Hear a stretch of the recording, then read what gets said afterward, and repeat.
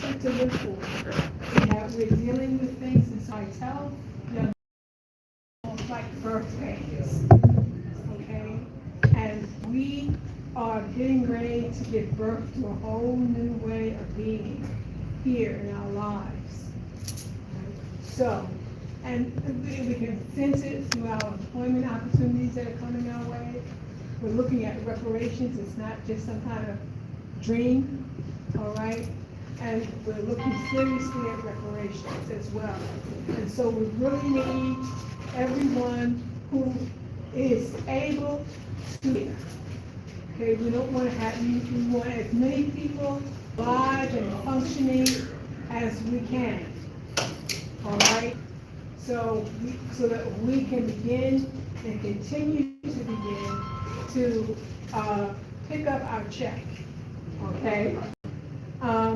For all that has happened to us in being here in the United States and through the Middle Passage and things like that. Okay, so it seems like things are dark and dreary, but it's not. It's like the darkest hour, which is before dawn. Okay, and we're dealing with in our community also some spiritual issues.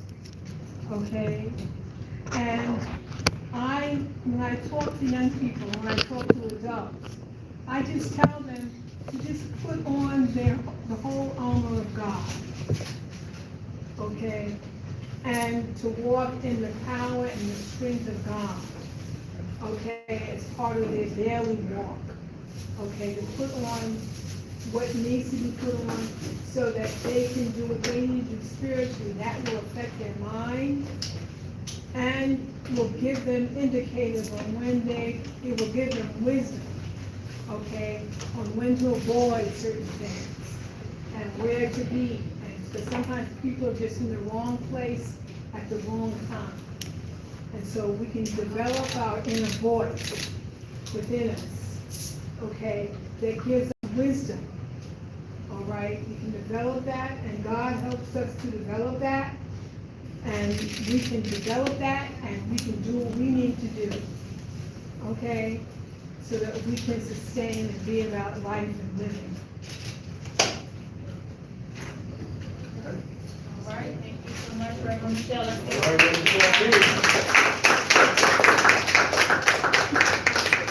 And before we move on, I'm sure most of you heard about the young man that was killed at Oliver High School today. And I just want to take a moment of silence for that. So if we can do that now.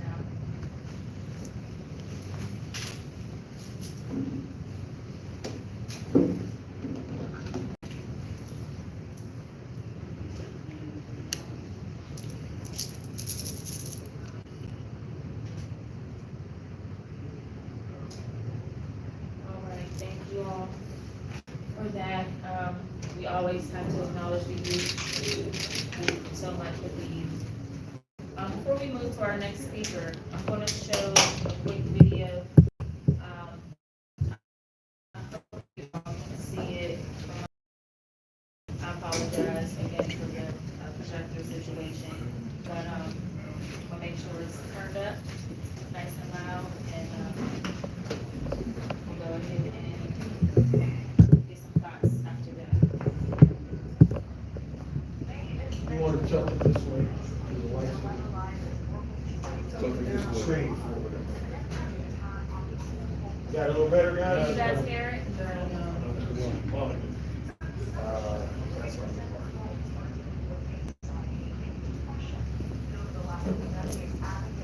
Words are.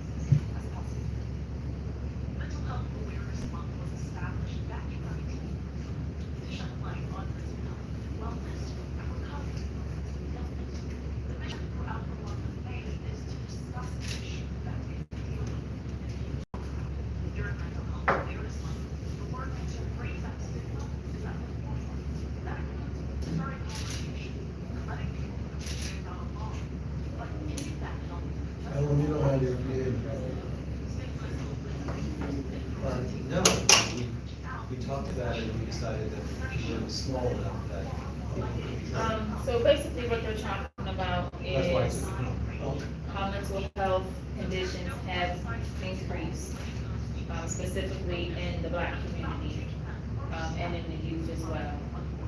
And, just how they're trying to work on providing more services, resources for mental health. And she's talking about now that young Black girls, the suicide rate has gone up in young Black girls. What's that 50%, where's that? Where's that? Girls Versus suicide. 17-year-old. And I can send this video to anybody that wants to view it in your own time. And I do apologize again for the projector. I was gonna say too, I think that, well, I'll let you finish with the, Yeah, I can show it off since we're having some issues. You can repeat what you're saying, that's okay. How you doing? Just repeat all that.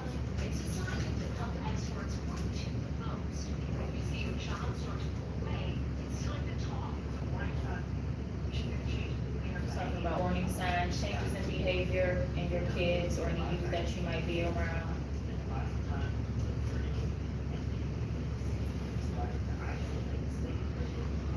Kids starting to isolate, being in a room more often.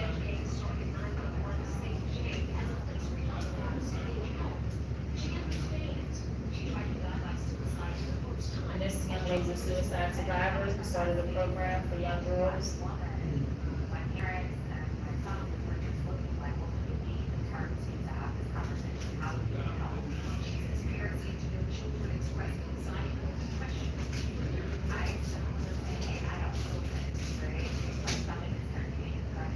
Just sharing her experiences. She said, "My chest hurts, I don't feel well." Those were some of the things that she would express.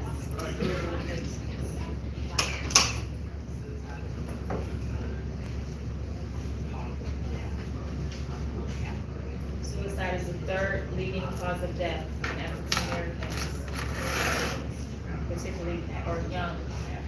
Third name. Yes.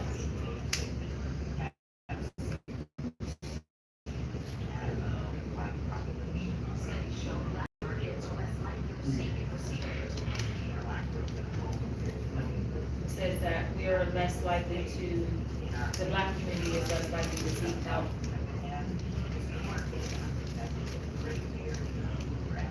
Michelle, we may want to comment on that. You said you were maybe a formal discussion on that.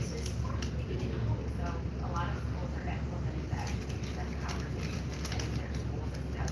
But it is technology, it's not bringing help. So parents are, parents are.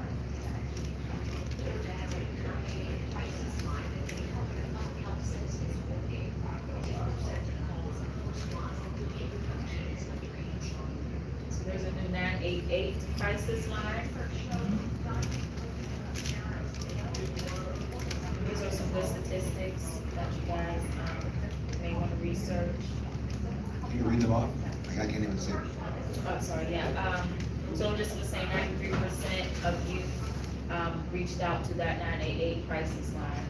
And we were having some projector issues, so. But like I said, I will send this to everyone who's present, because I really do want you guys to watch this. I have a 15-year-old son, I know many of you have, kids in the room, so this is, or work with the youth, right? So this is something that you definitely want to be informed about.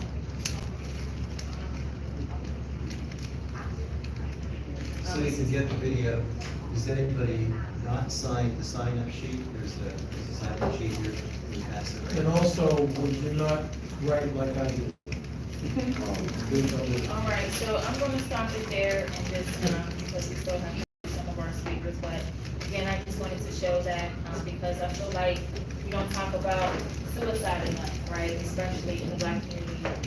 We talk a lot about homicide and, murder, which of course we know has increased a lot, but we also need to really focus on suicide and how that has also increased, and especially in our Black community. I'd like to share this text that Valerie Dixon sent. Here's another, those of you who are writing anything down, surrounding this is specific to victims. specializing with suicide procedures. Number is 1-866-644-2882.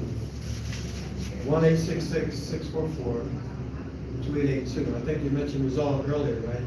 That was 188, and you mentioned 796-8226. Resolve is 1-888-796-8226 on suicide. Okay. All right, thank you so much for that information. I hope you all got that number and that information. Before we move on to our next speaker, I'm gonna actually have, yes. I want something that I failed to say. Sometimes what happens, in the mental health profession is that, people are put on medication. Okay? And it takes some time for the body to adjust to the medication. Usually 2 weeks to 21 days. Okay, so during that period, there may be some sleepiness and tiredness and things like that, and one lay down a lot. All those things are part of the process of the body adapting to the medication. Okay? And what my principle is do whatever it takes to function at your highest level. So if it means taking medication, then take your medication. Okay? You're gonna do whatever it takes to function at your highest level. All right? Yes, thank you for that, Michelle. Sheila, do we have, I don't know if speakers will in any way blow them off. Can we take a few minutes? I know historically, you heard black people as a group have an issue about going for counseling and anything like that. Do we have a few minutes to just get people's opinion about that, or are we not have sufficient time? We could probably spend about 5 minutes on that before we bring on next speaker. So I was just curious what people thought about that, why, if folks heard that traditionally, that black folks seem to have an issue, like if we go get help and we're a mess, meanwhile, a lot of white people go all the time and brag about it. So, why is that we don't have the freedom or feel the freedom to display a certain weakness where we need strength? And we won't get the strength if we don't share it and we have an issue. Trust issues. I'm just throwing that out. It's a trust issue, definitely for sure, in the black community. I know, me, myself personally, I don't feel comfortable sharing certain things with certain people, especially not or someone you don't know. You're worried about being judged. You're worried about how people are gonna think. If you do express these feelings, are they gonna think you're crazy? Do they think you're better off just not talking at all? You know, so those are some of the things, the youth struggle with. If you feel like you don't have that own support in your home, when it starts with your parents, if you feel like you can't talk to your parents, you're not gonna feel comfortable talking to strangers. Okay, Thank you for that. Anybody else? any response to that? My comment was access, so simply access, whether it's insurance or access to, having a peer, someone of color. I would think that it would be more appropriate to talk with a person of color. And is there access? Do we have those resources? So I think that's a big variant that I've experienced. And I have to say that, yes, we do have those resources. And Still Smiling has the listing of African-American therapists, because people want to go and talk to somebody who's like that. Alrighty. And they do have everything that we need, okay? And there was a time period that, in the past, when the late Dr. Larry Davis at University of Pitt, and I and some other people sat on a committee at the Center for Family Excellence here in the Hill. And a decision was made to increase the number of African American therapists in Pittsburgh and And so they were given tuition-free education and things like that. Okay, so those people are now functioning. And that list is also available, there's a list of African-American therapists being held by Allegheny County. Thank you for adding Beth in the back. I referred a coworker who was in Syracuse, and she put a comment on a Reddit someplace. Sounded very depressed to me, and I asked him a little bit, very clearly appreciated. And it had to do with being black in Syracuse. He could not imagine there was any therapist. I put him in touch with Steel Smiling, and they managed to do online therapy with this guy in Syracuse. I also had a case of a woman who's been very involved with Black Lives Matter protests, but who was white, and he was very depressed, and had no financial resources.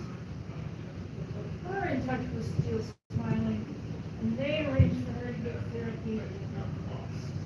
I cannot speak highly enough of Steel Smiling. And that's a specifically black-oriented group, is that correct? Did I hear that? Yes, and yet they were ready to take a white woman who was depressed at no cost.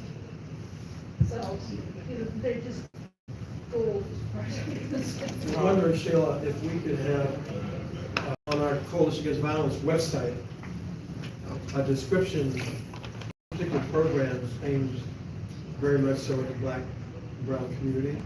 Maybe a special section with contacts and descriptions of the program, because it is part of our anti-violence work, and it's something that a lot of people will not know about. I just recently heard about the Still Smiling Through You. Yeah. So I'm sure a lot of people don't know. So that might, one of the things we want to do with the summits is not just share sections out of our Coalition Against Violence document, strategies, which 300 plus people took 10 years to write, and all that good stuff. But we also want to see how can we put stuff into action that actually makes a difference in implementation and mobilization.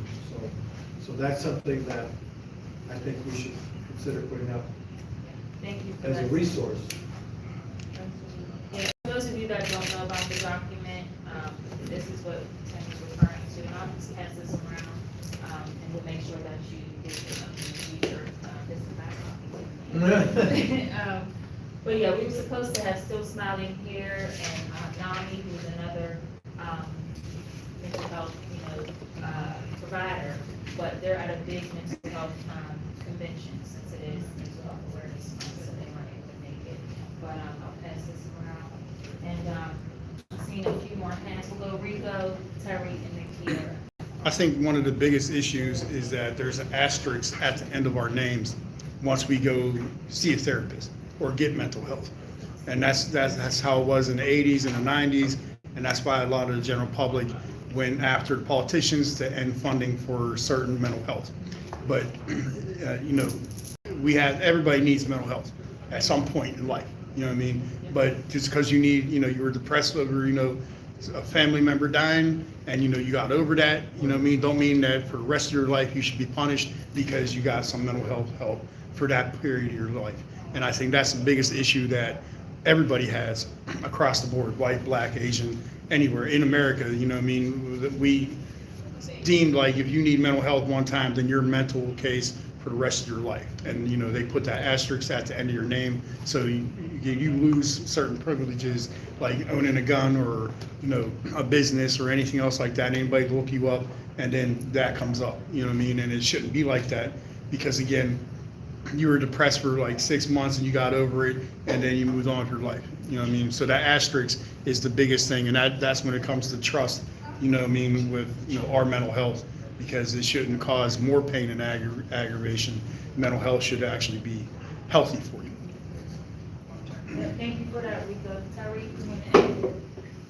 Personally, I believe that, like you said before, the more so about a lot of people don't know this issue.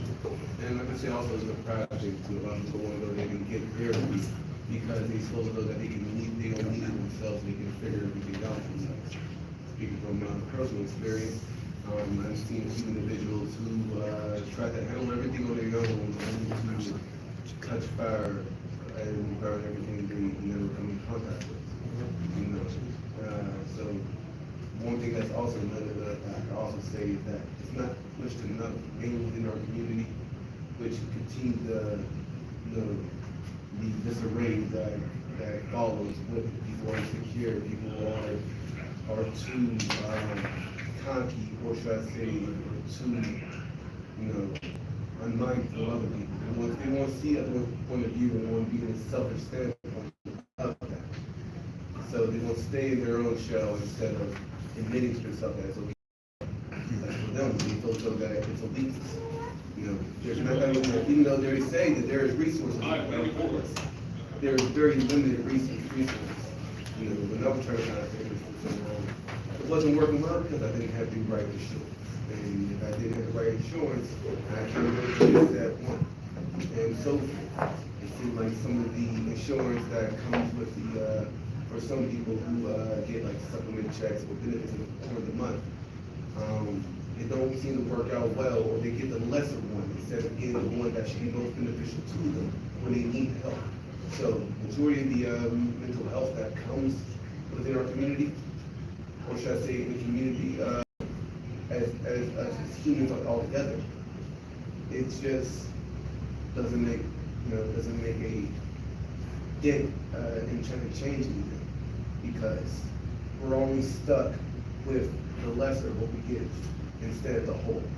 And if we can give at least a little bit more, a lot of people will start to understand and realize that, hey, we can come together and unify just because we all realize that we're not okay.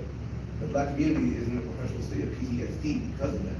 Mm-hmm. And there's more so stuck in the historical oppression and trying to go ahead and survive and make money.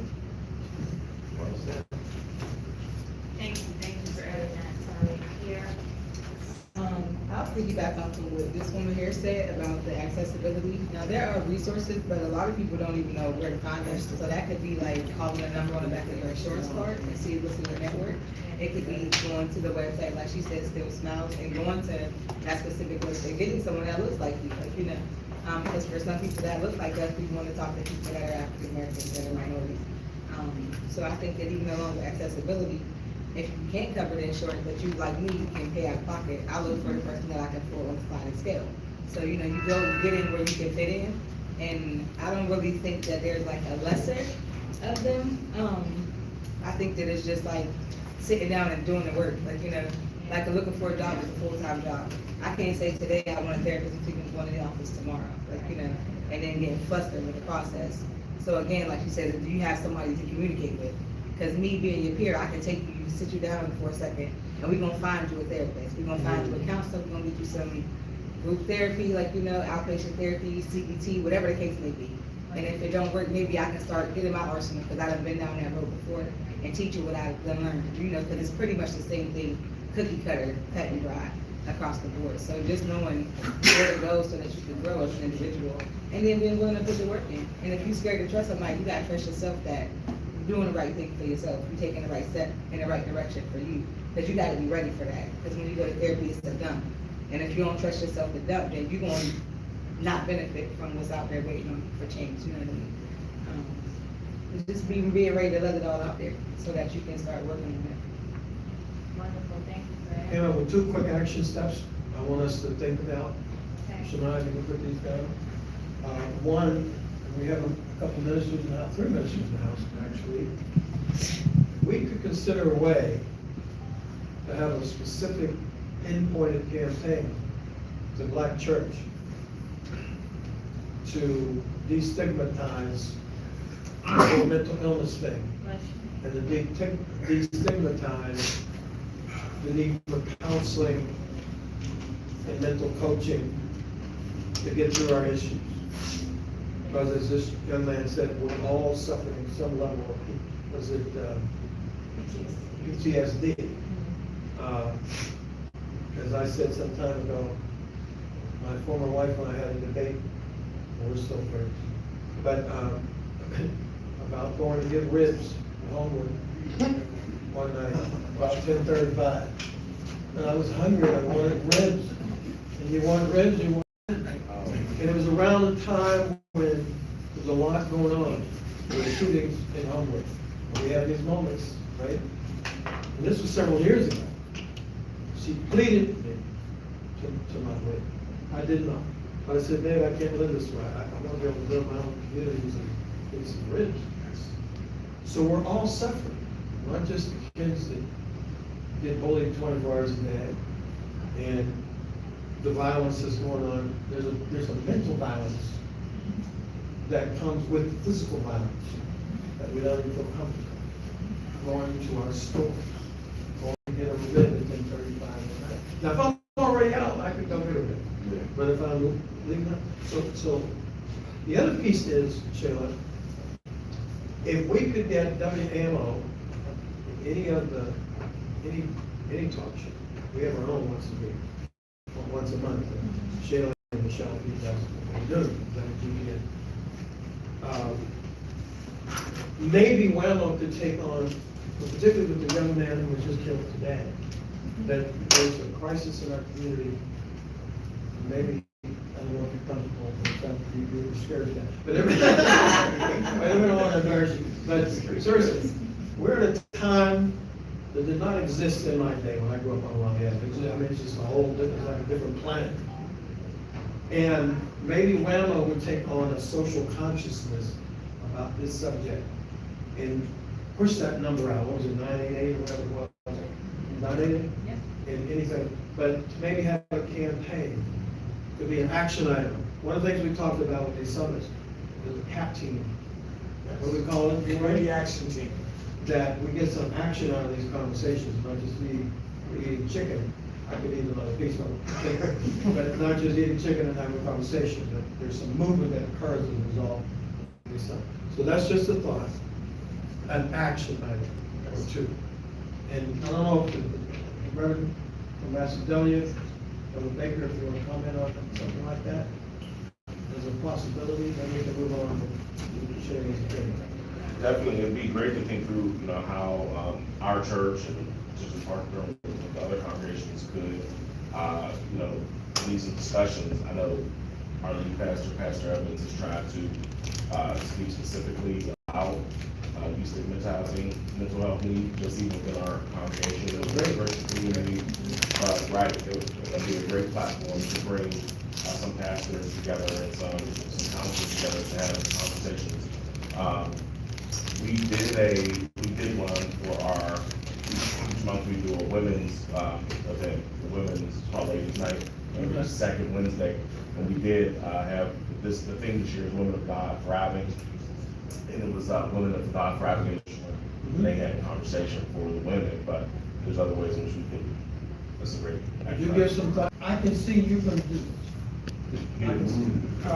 Jim, and moving on, sir, did you happen to mention your name and credentials for everyone to be able to take, because we're also live streaming and video. He also has the nicest shoes in the room.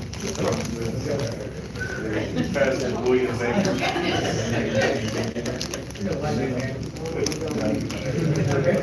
Pastor William Baker from Macedonia Church in Pittsburgh. Yes, sir. I'm the pastor of discipleship, so this, even this part of our ministry would fall under my responsibility, so.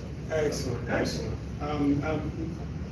Not to skip over, Shayla asked me, because we said we'd spend 5 minutes on that topic, to ask Ms. Beth to be able to come up and say she had some things she wanted to deliver real quick. Great. And we want to move, sort of keep the, You or me? forward. Awesome. Thanks, Roy, appreciate it. This is Ms. Beth Foringer, ceasefire PA, also an avid Bpepper, also, yes. Et cetera, et cetera. Yes, Yeah. many hats, but Thank you. one that I know has been passionate for communities and working out here to help all of us come together to unify for solutions. So, June 2nd is, every June 2nd is National Gun Violence Awareness Day. And Pittsburgh recognizes that day on June 2nd. Here in Allegheny County, we actually wear orange, which is National Gun Violence Awareness Day. We actually make it an entire month because gun violence is a public health epidemic. It's more than one day, it's more than one weekend. So I'm working with an incredible group. So I have a bracelet for Moms Demand Action. We're working along with them, AD 99 Solutions, the Hoop Alliance, and Squirrel Hill Stands Against Gun Violence. So my most immediate announcement is we're gathering individuals to honor, remember, and as hard as it sounds, celebrate the victories that we've made in gun violence prevention in this movement. It's really heavy and hard for me to say that we intentionally held this event, or are planning this event in Pittsburgh's north side following all of the trauma from last year. This morning, as I'm following up, we hear about the young man in Oliver, 7:30 in the morning. We had just lost another individual, a student last year. It's too much. So we want to bring healing to the community. We're involving all of our community partners. Open offer for anybody to come and table, not only attend, but come and table at the event. It's from 4:30 to 7, and we'll have registration from 4 to 5:30, programming that we'll hear from survivors of gun violence. It's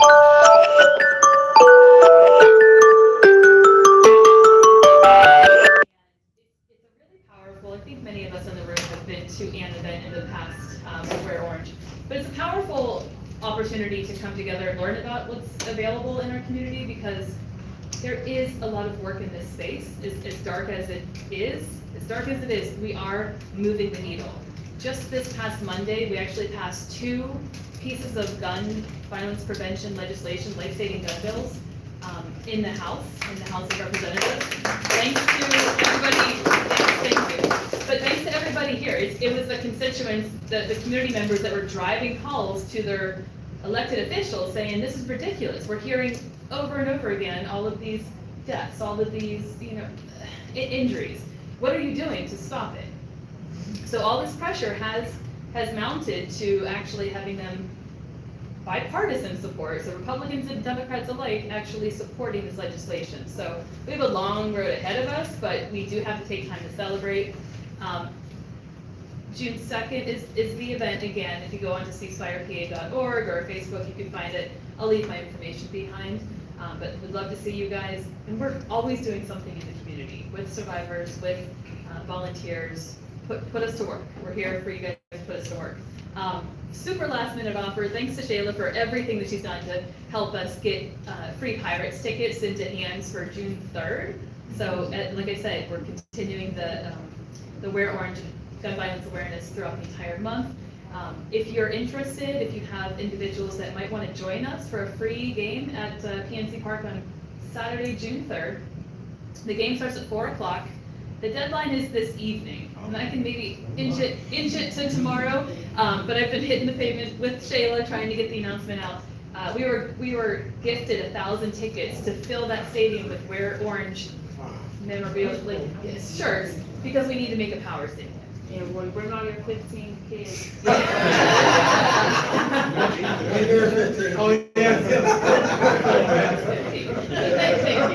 Thank you.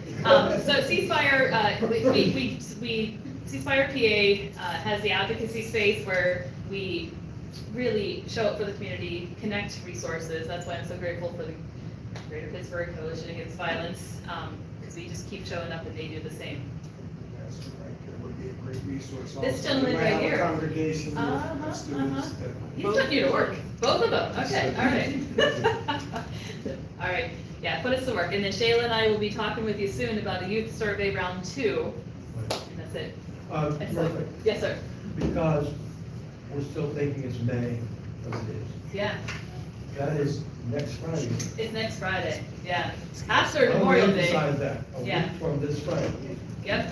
So get your hot dog this Monday, and then come join with us on I was Friday. actually thinking it was later myself, Nope. but this hit me. No, it's too. Yeah.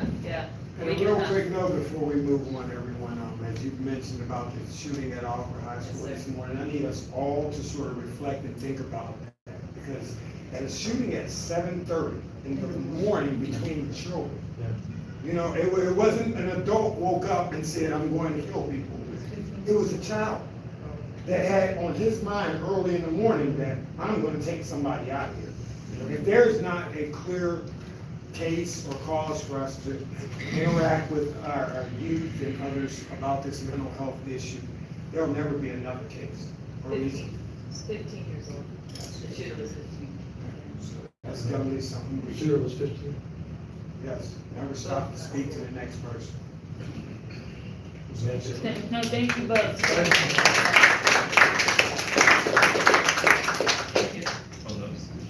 Yeah, so I'll be speaking at Wear Orange. I'm excited this, they asked me to speak, so make sure you guys come out. We gotta get 1,000 tickets, that's a lot, so we gotta get rid of these tickets. So I've been like calling, making posts on Facebook and all types of stuff, so please come out on the 3rd. On the 3rd, yeah. Do we have at least To the one? game. Yes. What, you believe? And the game is at 4. I have some wiggle room. So June 3rd is Saturday at 4:05. Yeah. 4:05. How do we get people to sign up for the tickets? So we have a link, it's a Google form, and I can share that. Can I share that with you? Yeah, Or, well, I had the link. that's perfect, yes, yeah. So just connect with me and I'll make That's sure. perfect. I hope y'all can. Yeah, thanks, So Jen. we'll make it fun, so, all right, moving along, thank you, Beth, thank you, You're welcome. Roy, so much. We're gonna bring up our next speaker, and, just found out that they are closing today. Closing what? Closing, Oh, What? yes. Oh, boy. So I'm trying to buy some more time, but yeah, I guess there's some type of game going on.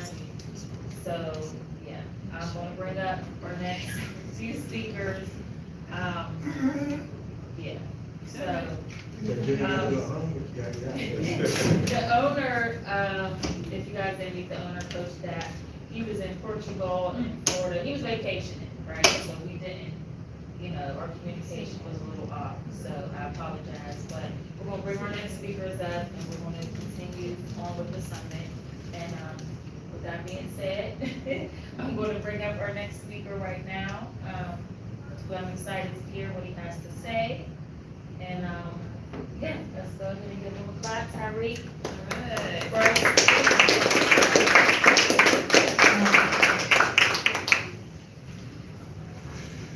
All right.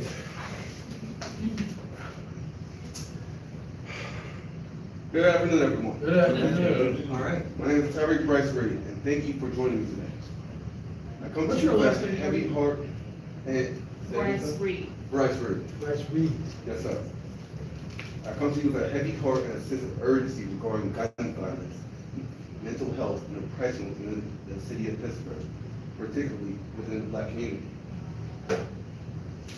As we look around our city and our country, we see the devastating effect that gun violence has on our communities. And in the Black community, these effects are particularly devastating. Gun violence is a complex issue that is influenced by many factors, including mental health, socioeconomic disparities, historical oppression, and poor access to resources. According to the Pittsburgh Police Department, as of 2021, there have been 26 shootings in our city, with 51 of them resulting in homicide. These numbers are devastating and unacceptable. The majority of these shootings are occurring in communities that are already struggling with poverty, housing insecurity, and poor access to health care. We cannot and should not accept this as a norm. When we look at gun violence in the Black community, we see that it's often linked to oppression and historical trauma. The Black community has been and continues to be disproportionately affected by gun violence, with Black Americans being 10 times more likely to be victims of gun violence than white Americans. The legacy of slavery, segregation, and systematic racism has created a society where Black Americans are marginalized and oppressed, making them more vulnerable to violence. Another important factor contributing to gun violence in the Black community is mental health. Mental health is often stigmatized and neglected in communities of color, and this is particularly true in the Black community. The trauma and stress of racism and discrimination can take a toll on the mental health, leaving many Black Americans with untreated and undiagnosed mental health conditions. This can contribute to feelings of hopelessness, anger, depression, which can turn to violence if left untreated. We must address gun violence, mental health, and oppression through a comprehensive approach that includes community engagement, increased access to resources, and policy changes. We must work to engage and empower the communities that are most affected by gun violence. By working with community leaders, we can better understand the unique challenges facing these communities and develop programs and their visions to address them. We must also increase access to resources, including mental health counseling, education, and job training in these communities. These resources can help address the underlying factors that contribute to gun violence, including poverty and housing insecurity, and help individuals and families rebuild their lives. Finally, we must advocate for policy change that address the root of cause of gun violence. That includes common sense gun laws, such as background checks, restrictions on assault weapons, as well as policies that address socioeconomic disparity, like affordable housing and access to health care. In conclusion, gun violence, mental health, and oppression are complex issues that require a comprehensive and collaborative approach. We must work together as a community to address these issues and create safer, healthier, and more equitable communities. We must listen to the voice of those most affected by gun violence and work together to build a brighter future for all. Thank you.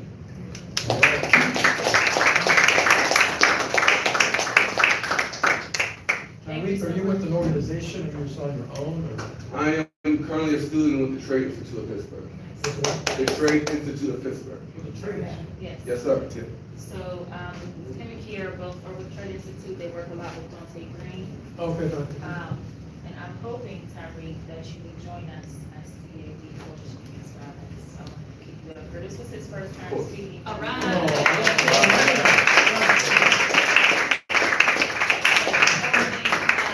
That you can come into the schools with us and be part of our UP summits as well. Of course. Well, I got some more. All right,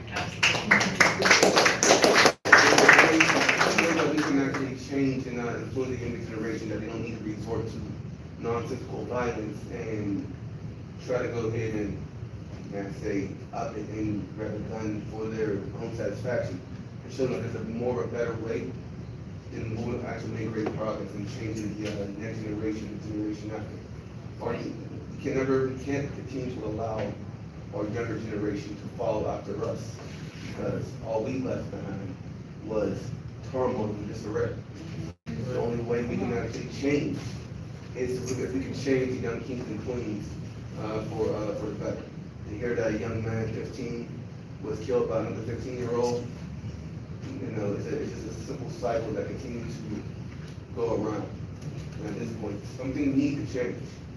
If we can actually be the change, really put forth the effort, just go about it and just help the community instead of ignoring what's at stake, what's in our faces all this time. And we can actually make sure that we can actually grow and become a better community, unified. There's something I like to say in Italian that I always say, insieme per la vittoria, which means together we stand victorious. But we can stand victorious against the oppression, against the systematic racism, against our own, civil war that we have within our communities. That's right. And become more united. We can be way more victorious than anyone else can ever see. We're descendants of a great race. We're kings and queens, and yet we seem like we have forgotten or have not been taught. And it's time for us to be taught.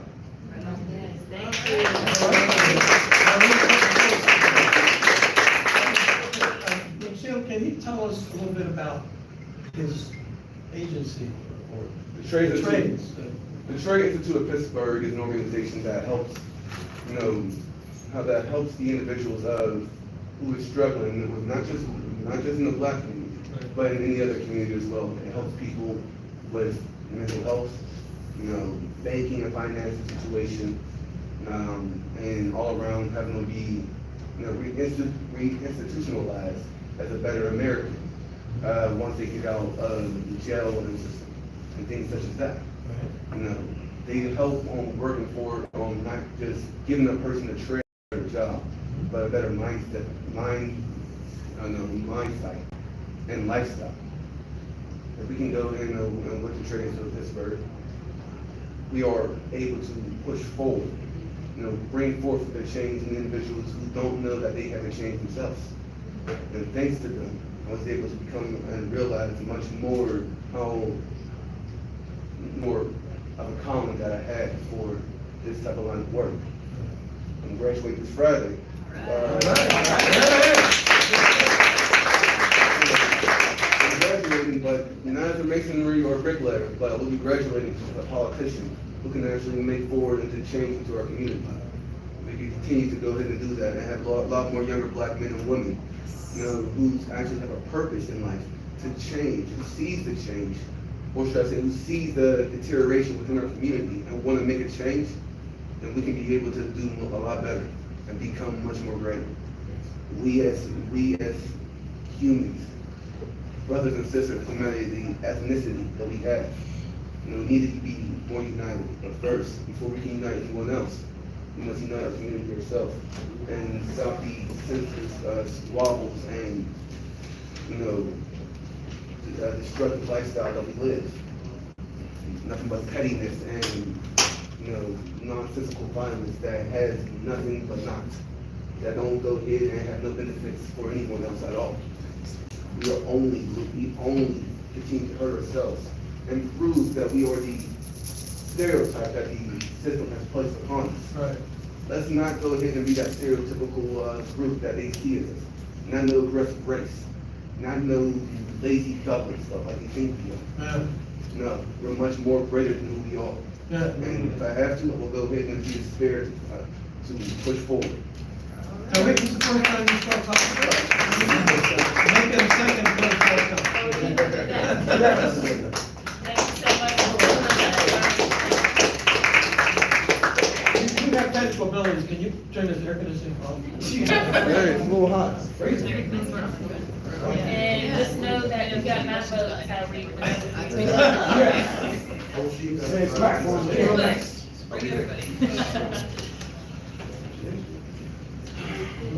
All right, that was powerful, and it was recorded, so I'm glad. Thank you. That we got on that. Oh, okay. We're moving along, want to bring our next speaker up. He actually spoke at our last summit and did phenomenally. Yes, he and I'm did. excited to bring him back up, and he's going to really just talk about, again, just his journey, and he has some exciting news he wants to share. So without further ado, Chaz Cole.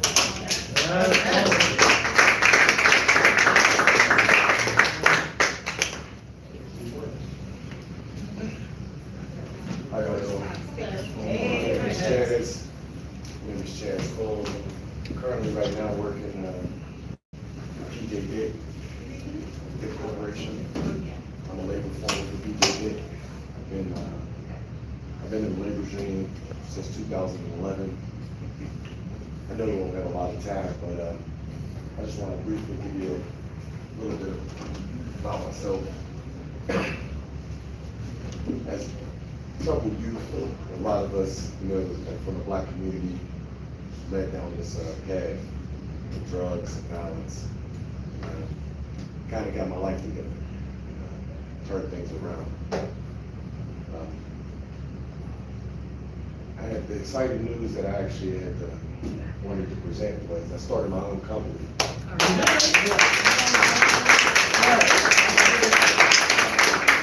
Company's actually been in the making for like the last 90 days. When we finally finalized it and got my LLC, my EIN number.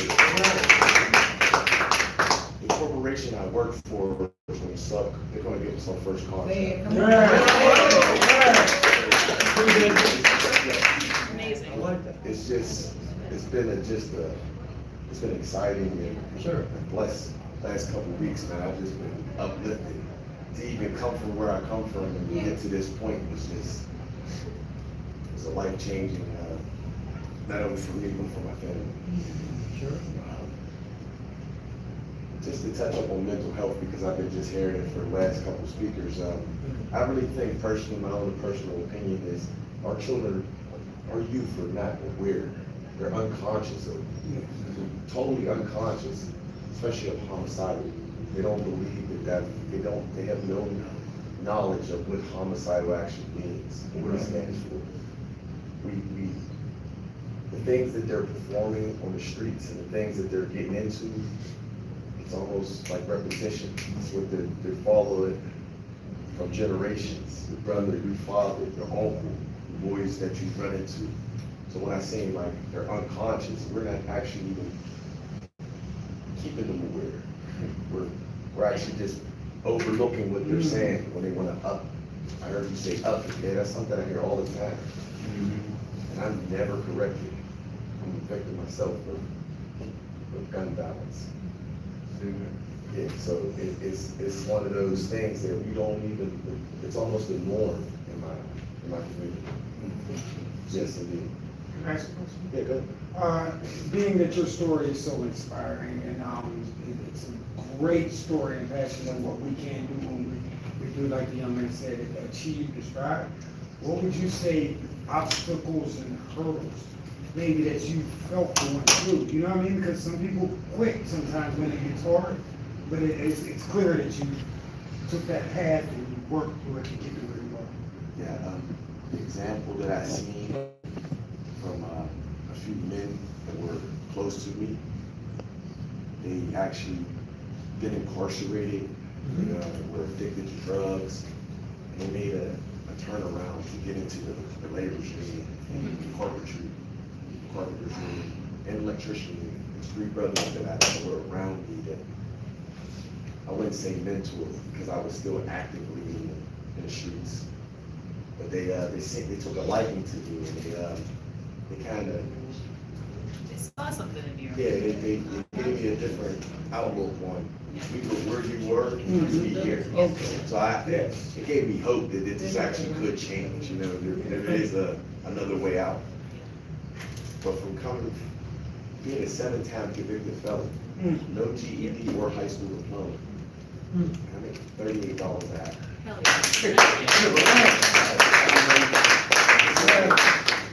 Even being on the administration for PJ's, just being a boss for these guys, I don't know, it takes people, when I tell people this, they're like, because they hear this company and they hear how established it here in Western Pennsylvania this company is, it's unheard of.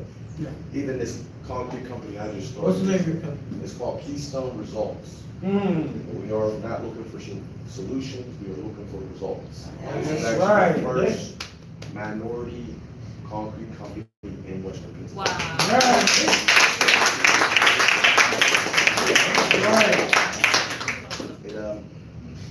I've been working with Shayla. She has a company that deals with grants, as well as Kiera.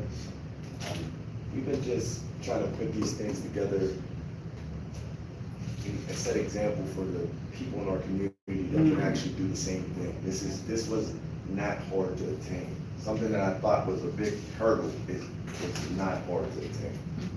I sat down and talked with a lawyer and it took off from there. I mean, last month I talked to him and told him my idea, and this month we had the whole form was done.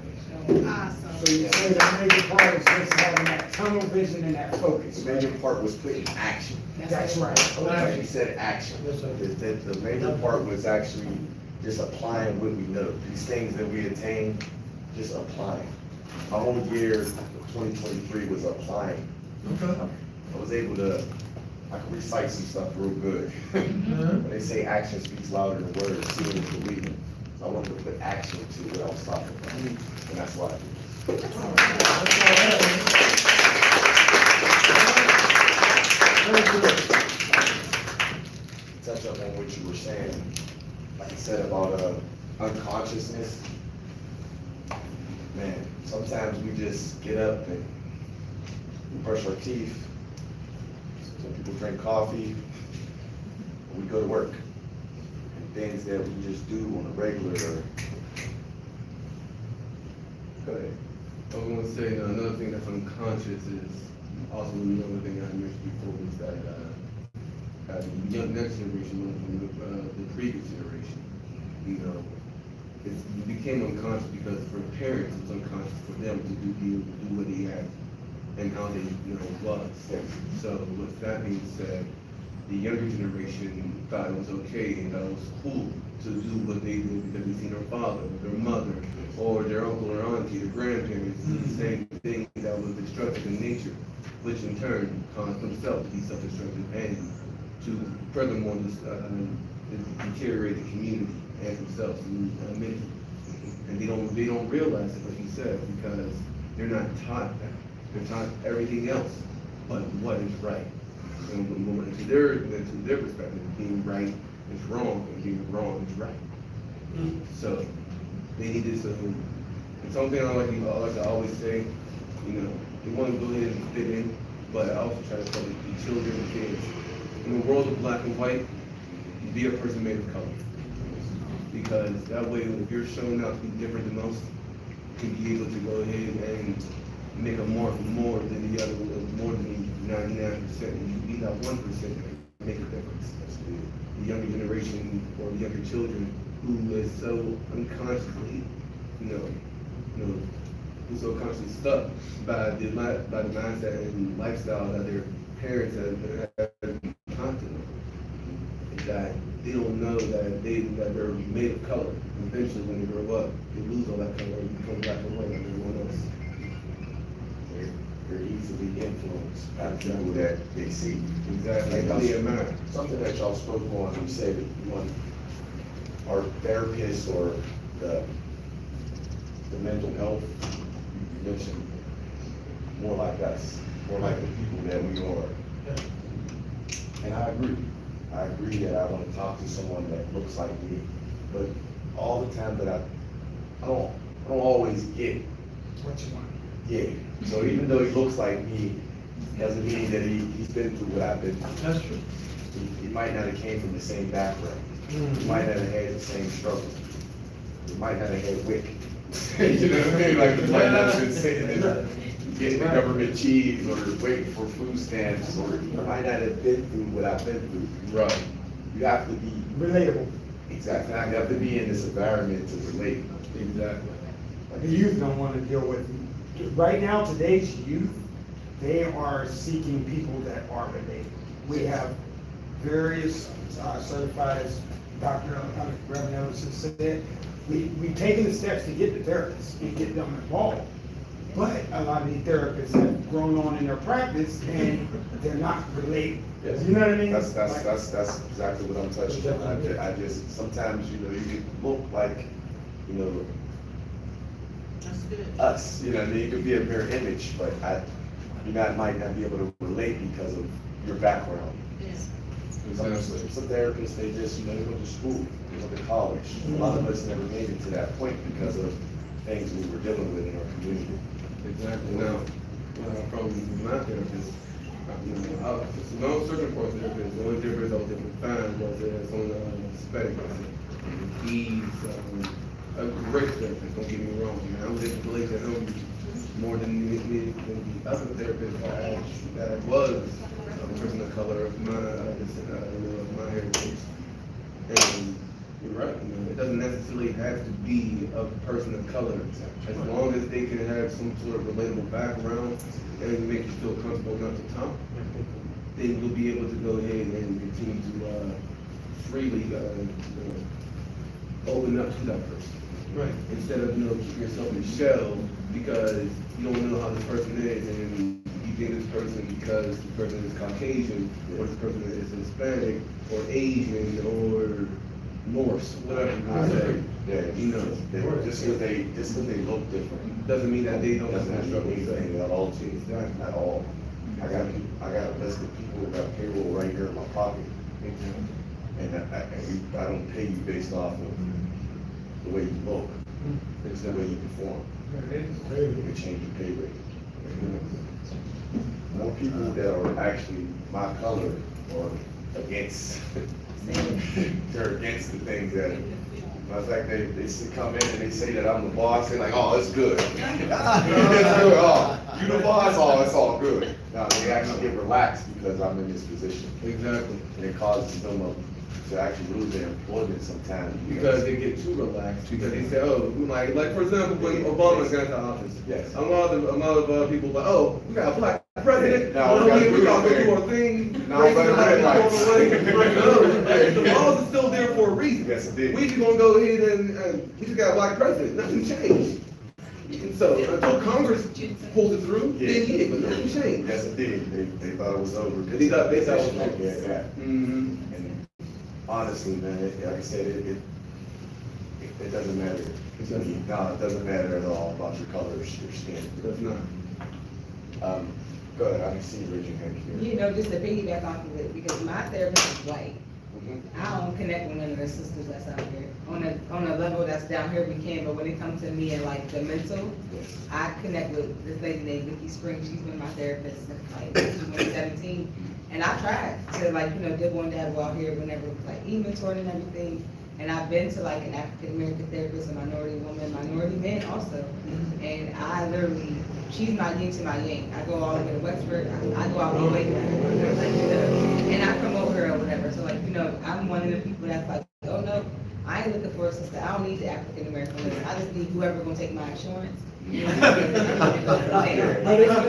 then also, getting a therapist is also like shopping also though, sometimes you have to try a few different therapists in order to find your right mix. So I Yeah. think that we should also make sure that people know that. Yes. And if that first therapist doesn't work. Try somebody else. Yes, try someone else, because sometimes you might go through 3 or 4 different therapists before you find someone that you're comfortable with. Yeah, and she's always been like in my back pocket, so I call myself like, all right, let me just go see what they talking about, let me go get another therapist that look like me, and I was like, oh, not coming back. And I understand. One thing I wanted to touch on before I wrap this up is, I work at Alcacin, the water treatment facility. Oh, yeah. And we had a water break. And when this water broke, and I got completely soaked in water, as you can see, the water line is still on my pants. My boots is completely wet. Something told me when I knew about this meeting, knew I was coming to speak, something told me to still come. So sometimes when things come into our days and unexpected, I did not expect to be soaking wet when I had my monkey sore. Still follow out with your plan. Still continue to do what you plan to do. That's right. Don't deviate from it. Yes. Because of being 10 minutes late. Or, sometimes people just say, forget it. I'll reschedule. Follow through it, show up. Push yourself to keep pushing. Push yourself to keep going. Whatever you're doing or whatever you're into, fulfill it. And that's what I was telling myself the whole time when I was soaking wet. Like, I'm still going to this meeting.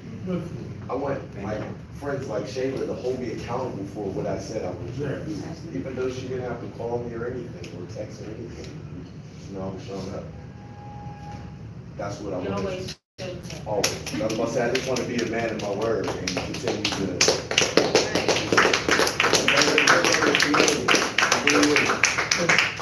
Just a quick tie-in to how this deals with violence. Let's be honest, most of the violence in our city is perpetrated by black people against black people. So how does this tie in? Every black person did what you did today. You met your commitment. The level of employment of black people in this city, in this region, would go sky high. Yes. If we became the most dependable, think about it, if black folks all of a sudden became the most dependable employee Yes. in the region, And the system. Yes, the system. White people who don't even like black folks would say, where can we find some more Negroes? I'm serious. I mean, we have to, because the coalition against, the Corporate Equity Inclusion Roundtable, which is our economic piece, where we support black employment and black entrepreneurship, came out of the coalition against violence.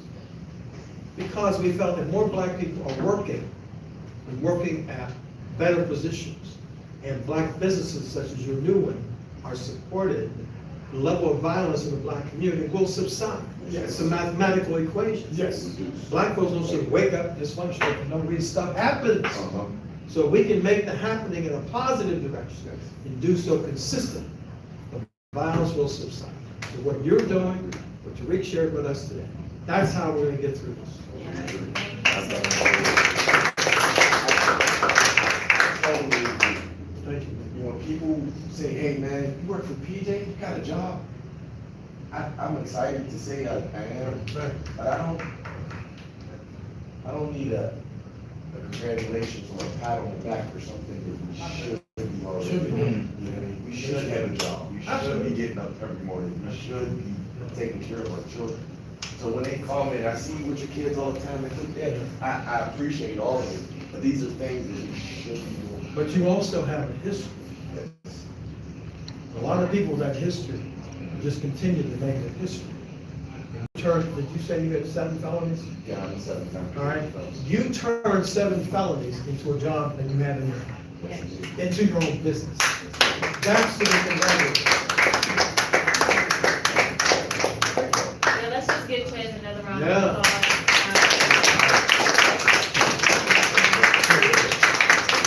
Before we bring on our final speaker, I've known Chaz since we were like 14.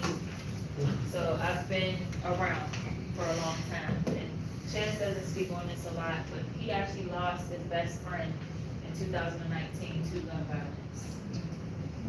And I remember that phone call that Chaz and I had after that happened. So Chaz knows this, but I have to publicly announce how proud I am of him for moving forward and continuing. And now he has this business and he's going to do great things. And I'm excited. So as you know, I love you. I got you back no matter what. So let's give him a round of applause. Without further ado, we're gonna bring our last speaker up. This girl, she's my sis. We met in church, and it was just God did it. You know how God just connects you with people, you know what I mean, at the right time. And we just started sharing stories and talking, and I just know we're going to do great things together. And without further ado, I'm gonna bring up my sis, Tierra Williams. Let's give her a round of applause. All right.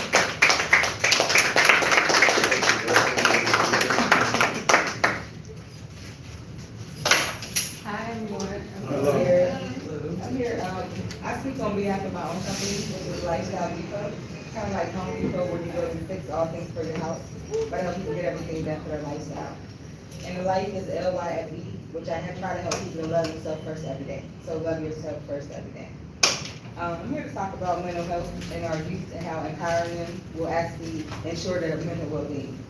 I come from a town which is out of the PA, right down the road a little bit, and we didn't really have a lot of mental health resources growing up. We didn't really hear about therapists, we didn't really hear about counseling. If you heard about it, you heard people was crazy, you heard they didn't lost their mind, things along those lines. So to destigmatize that is just like letting people know that you can have things that go on with you and affect your mental and your mindset. But the mindset is what you set your mind on if you break the words down. So providing them a hand to hold, an ear to listen to, and a shoulder to lean on can help them with the breakthrough. And that might not be the only thing you can do. Like I was explaining to someone yesterday, she's younger, she's like, well, why would I go to a therapist when I can come to you? And I'm like, I'm a good person to listen to you and talk to you, but I'm not a clinician. I'm not professionally trained to do whatever needs to be done with your done. And now I gotta go figure out how to get myself together because I'm taking on everything that you have. Like, you know what I mean? It's like a suitcase, and I can only carry but so much before I break down. So I just wanted to speak on a couple of things because our communities are built on foundations for the next generation. You know, we always say the kids are our future, but what are we doing to prepare the future for them? What are we doing to prepare our communities? What are we doing to reach out? Like, what type of outreach are we performing? Like, you know what I mean? So I know that it's our responsibility to provide them with the tools, the support, and opportunities that they need to flourish, and that empowering our youth goes far beyond any mere word that we can say, like I said. It requires a concerted effort together to create an environment that fosters growth, that nurtures their talents, and instills in them a sense of purpose as well as self-care. And we must recognize that they're not just the leaders of tomorrow, but also valuable contributors in today. So we need to put them in rooms like this right now, and not wait till they're a little bit older, like, you know what I mean? Because today's world is truly fast-paced, and they have so much technology at their hands that they face unprecedented pressures and challenges that we didn't face back then. You hear about TikTok challenges, you hear about things going on the internet We didn't have that. We had dial-up, like, and you had to check in when street lights came on. You had house phones that had cords on them. None of this was a thing, and I've been in tech all my life, so like, this is like a drastic change.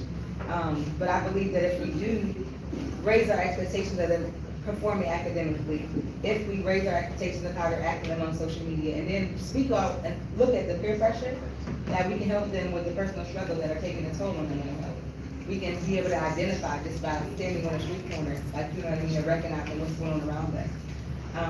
And also, we can promote an open dialogue to help our children understand it's okay to seek help. It's okay to say, hey, I'm going through this is what just happened. Like, I was a mentor, well, I still am, but I had a mentoring organization, started in 2011. I mentored one of my cousins, but when you're a mentor that's matched, you have to separate that dialogue, like, you have to separate the boundary. She's 18 years old, she lost her life in an accident this weekend. She was in a car with two siblings and a friend. And, you hear about accidents like everybody passed away or everybody lived. She was the only one that passed away. So it's like, that's a mental health thing that they're gonna have to deal with. The shock, the grief, the exposure to that, like, you know what I mean? And for me, it's tough because I ride past that space daily to get home, coming off of 65, well, 51 to get into our hookup. So at first it's like, oh, well, I'm gonna have to go all the way around like it's a detour. Then it's like, no, you're gonna have to expose yourself to it because you've been through exposure therapy. I can get through it too, like, you know what I mean? And because I can stand tall, I can help other people stand on my shoulders and help them up while they're going down. I know because of what I do in the community that if we continue to invest in our mental health of their youth, that will begin to unlock their potential and pave a way for their brighter future. Because the mentally healthy young generation is more likely to excel academically, they're more likely to contribute positively to their communities, and they can also develop into more well-rounded individuals. So they can grow up being well instead of having to go back and be made well, like, because I can relate to him. I made some bad decisions myself, you know what I mean? And I didn't have to, but I chose to because that was the environmental pressures that I was up against. And that's kind of just what I wanted to do instead of doing the right thing. So yeah, by addressing their mental health needs, we can create a strong foundation on which they can build successful lives. And with building a successful life, you'll then begin to build a successful career. Moreover, empowering youth and supporting their mental health is not just the responsibilities of families or educational institutions like schools or colleges. It should be a collective effort that requires the involvement of the entire community. We must collaborate with schools, local organizations, healthcare providers to create comprehensive support systems that cater to the diverse needs of our young individuals. And they all need individualized care plans because not one youth is the same. Community programs that promote well-being, provide counseling services, as well as educating our parents and educators on early detection are essential. We must strive to eliminate the stigma associated with mental health issues and ensure that they feel comfortable asking for help again when they need it. If they need somebody to talk to, they have to talk to somebody. And if they don't feel comfortable talking to their parent, they should feel comfortable talking to another trusted adult, like, you know what I mean? Because I never felt comfortable at my mom's table. But my friends, when they left out the house, I'm talking to their moms like that when I'm with her. And I trusted her not to pick up the phone and call back home unless it's something that needs to save my life, you know? If it's detrimental, then hey, there's a code that's gonna be broken. But if it's, hey, this is what's going on in school, as a mother, as a woman, she can help me work through this thing, you know what I mean? And I'm gonna listen to her before I listen to my own mom. Why? I don't know. That's just how I was as a child. So as a community, I want us to remember that empowering our youth and prioritizing their mental health is an investment in their collective future. If we all work together to provide them with necessary support, guidance, and resources, we will then equip them to become greater leaders, innovators, and change makers who will begin to shape the world. In conclusion, let us join hands and commit to empowering our youth and supporting their mental health. Because together we can create an environment where they can thrive, where their voices are heard, where they feel valued, and where their dreams can truly become a reality. It is through this collective effort that we can and will build stronger and more resilient communities for the generations to come. Thank you.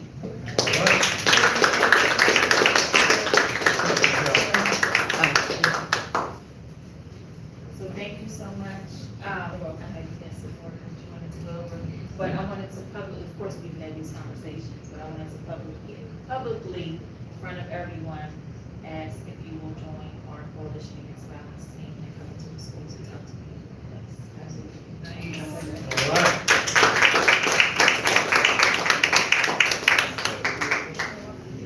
Again, I'm sorry that we're so strapped for time. I know we're used to going to 8, so we're doing like a whole another hour worth of stuff. But I truly appreciate all of you guys for coming out. And we will be here next week, as I mentioned, for the Youth Peace Summit, where we'll be talking to the youth. And moving forward, that's really gonna be our goal, right? Is to get more youth in the room, get them more involved, more hands-on with everything that we're doing here. And, if anybody has anything that they want to announce, any meetings or anything, events that you have, now would be the time. But if not, thank you all for your time. Should we And, give names directly if somebody knows they're going to go to the ball game next Saturday? Me or Shayla, we both have the link, so. Just go directly. Yeah.